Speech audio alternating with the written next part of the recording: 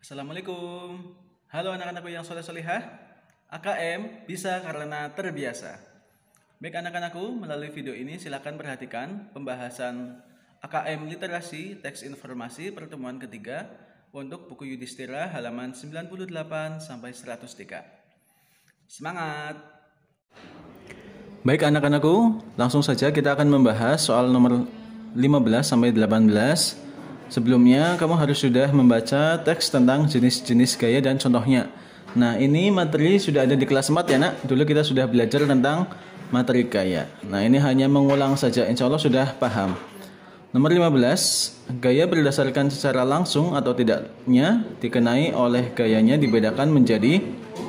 Baik, nomor 15, jawabannya ada dua ya. Gaya sentuh yang A dan gaya tak sentuh. Berarti jawabannya A dan C. Oke.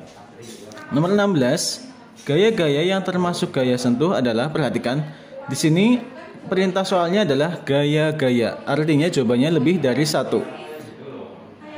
Yang ditanyakan yang termasuk gaya sentuh, berarti jawabannya gaya gesek karena disentuh ya, gaya gesek. Gaya gravitasi, tidak ada sentuhan. Pohon kelapa jatuh sendiri, tidak perlu disentuh karena ditarik oleh gravitasi bumi. C, gaya otot, sentuhan ya, kita melempar bola itu menggunakan sentuhan tangan. Kemudian gaya pegas, kita menggunakan ketapel, itu juga kita tarik dengan tangan, sentuhan tangan. Berarti nomor 16 jawabannya adalah A, C, dan D. Begitu ya anak-anakku ya. 17. Nomor 17, kamu lihat pertanyaannya, pernyataan-pernyataan. Jadi ada jawabannya lebih dari satu pernyataan. Yang ditanyakan gaya gravitasi. Oke. A, membawa air dalam ember, ini gaya otot. B, buah mangga jatuh dari pohon, ini gaya gravitasi. C, bapak mengasah pisau, ini gaya gesek. D, benda yang dilempar ke atas akan kembali jatuh, ini gaya gravitasi. Berarti jawabannya adalah A, B dan D ya. Lanjut nomor 18. Pernyataan-pernyataan yang sesuai, berarti pernyataannya lebih dari satu. Yang sesuai dengan isi bacaan teks di atas adalah nomor 18. A, gaya gesek merupakan salah satu jenis gaya yang ditimbulkan karena adanya dua benda yang saling bergesekan. Betul. B, gaya pegas adalah gaya yang disebabkan dan ditimbulkan oleh pegas atau benda yang memiliki sifat elastis. Jawabannya betul. C, kipas angin yang bergerak jika dihubungkan dengan sumber listrik menunjukkan adanya gaya gravitasi, ini salah. D, karet gerang yang ditarik, panah yang dilepaskan dari busurnya menunjukkan adanya gaya pegas. Jawabannya betul. Oke, nomor 18 ada 3 jawabannya ya. A, B, dan D.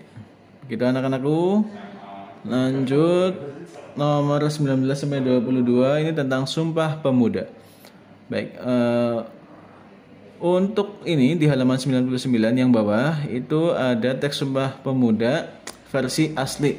Jadi dulu itu pemuda-pemuda di seluruh Indonesia dari Sumatera, Kalimantan, Jawa, Sulawesi dan lain-lain berkumpul jadi satu, kemudian mengikrarkan yang namanya Sumpah Pemuda. Jadi salah satu ikrarnya adalah menggunakan bahasa Indonesia.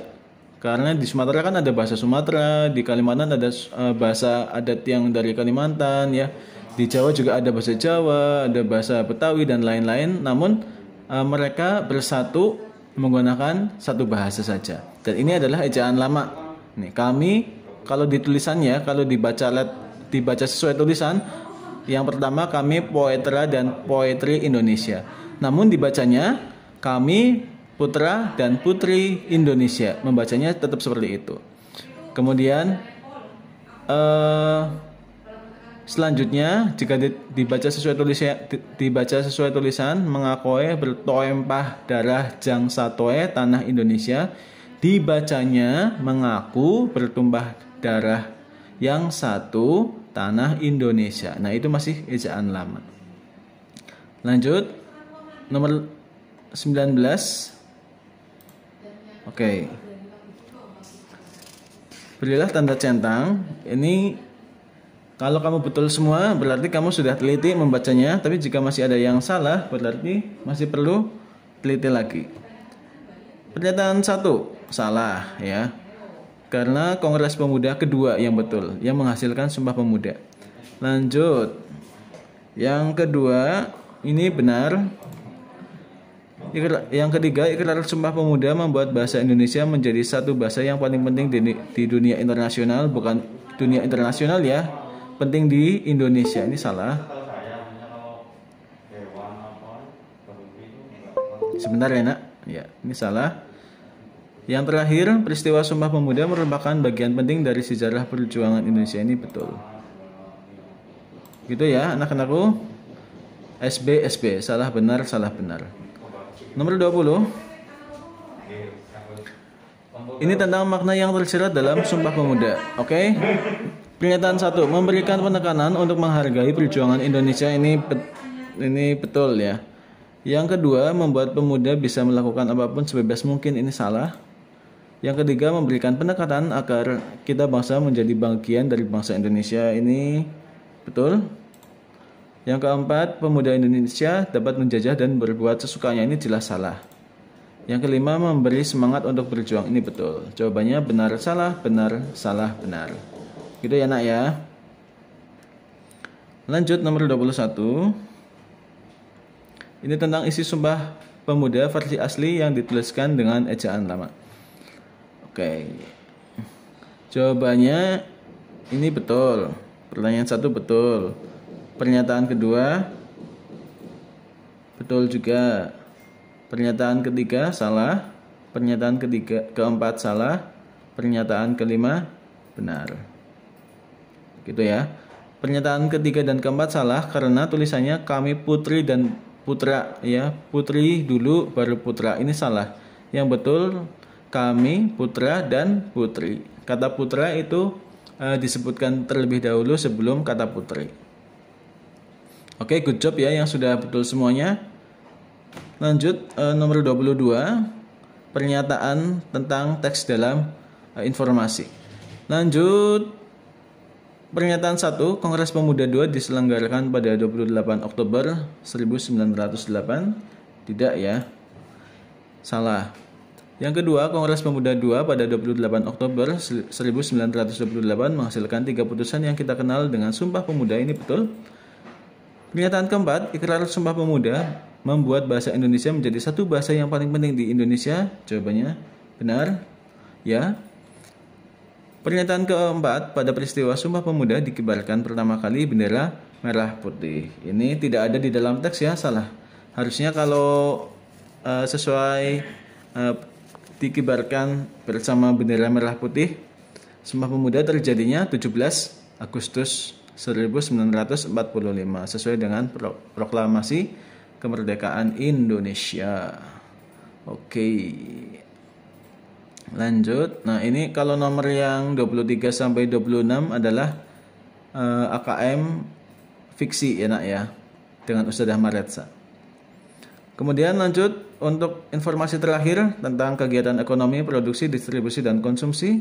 Kita kerjakan nomor 27 sampai 30. Oke, jodohkan kegiatan ekonomi berikut dengan contoh-contoh yang sesuai. Ya, produksi, jawabannya pengrajin kayu yang menghasilkan meja. Sebentar ya nak.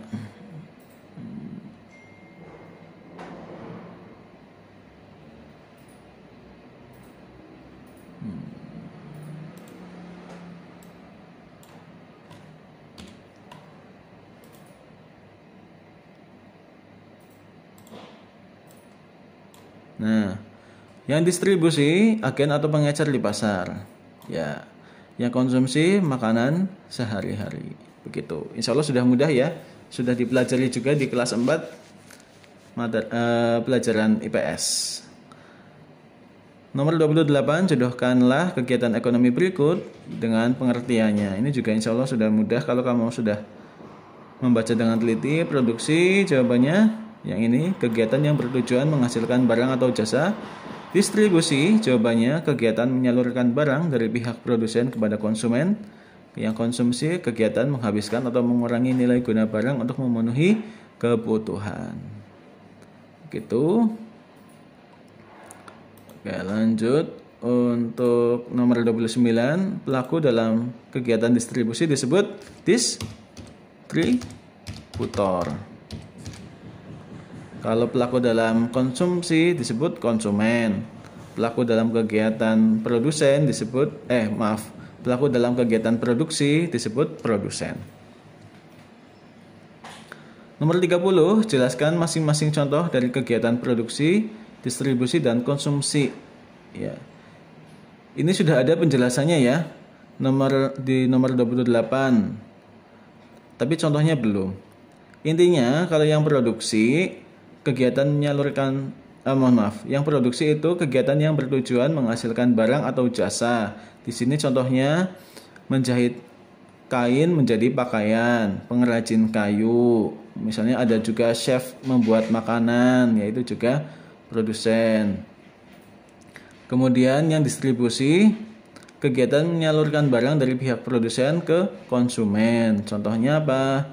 Agen-agen atau pengecer di pasar gitu. Biasanya kalau yang sudah besar ada agen-agen yang menggunakan ini truk besar ya. Ada yang menggunakan kendaraan transportasi yang bisa membawa barang-barang yang banyak. Lalu untuk konsumsi, penjelasannya adalah kegiatan menghabiskan atau mengurangi nilai guna barang untuk memenuhi kebutuhan. Contohnya banyak juga ya, makan sehari-hari, minum, membeli pakaian, membeli tempat tinggal, membeli apa lagi ya. Pokoknya membeli kebutuhan ya yang diperlukan, itu konsumsi. Baik anak-anak, untuk penjelasan AKM, literasi teks informasi, pertemuan ketiga sudah selesai ya. Tetap semangat ya, insya Allah dengan semangat ya, dengan berdoa semuanya bisa lebih mudah. Baik, dari Ustadz Rega cukupkan. Terima kasih sudah menonton video ini. Wassalamualaikum warahmatullahi wabarakatuh.